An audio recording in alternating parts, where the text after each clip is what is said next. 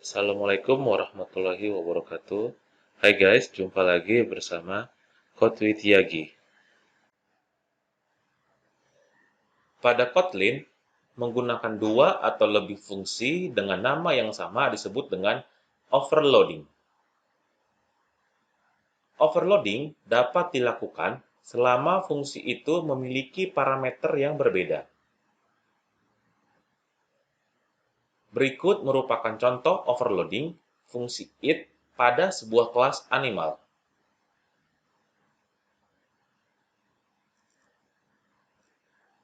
Pada kelas animal, terdapat beberapa fungsi dengan penamaan yang sama, tetapi tidak menyebabkan error. Sebabnya, fungsi tersebut memiliki parameter yang berbeda, sehingga tidak akan terjadi ambiguitas dalam penggunaan fungsi tersebut. Mari kita coba buat sebuah objek dari kelas tersebut dan mengakses fungsinya satu persatu.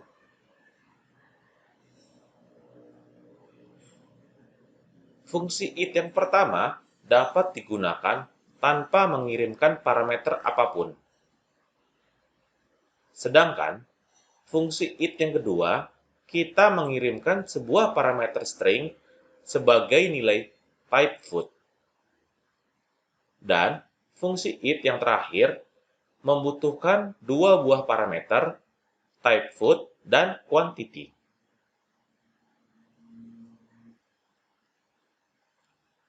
Overloading pada fungsi merupakan sebuah fitur yang sangat powerful.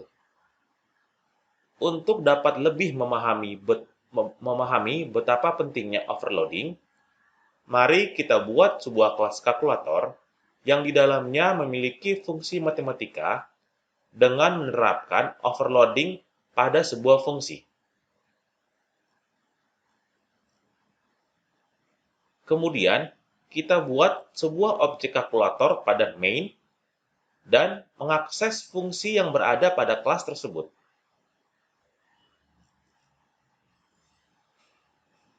Pada contoh yang kita buat, fungsi add 2,4 memanggil fungsi add yang memiliki parameter integer. Fungsi add 2.5,2.2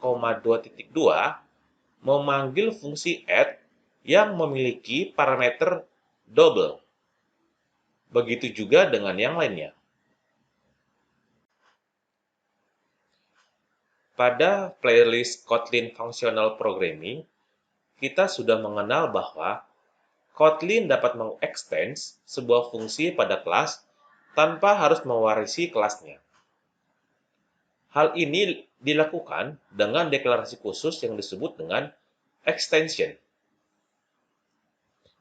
Extension properties pada Kotlin sama halnya seperti melakukannya pada extension function. Kita dapat menambahkan sebuah properti tanpa harus membuat sebuah kelas yang mewarisi kelas tersebut. Tetapi, perlu diingat bahwa properti yang kita buat bukan benar-benar berada pada kelas. Sebabnya, extension properties dilakukan di luar kelas.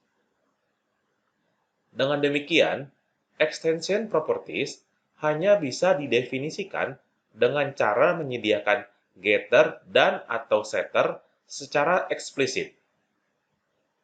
Mari kita buat sebuah extension properties pada kelas animal.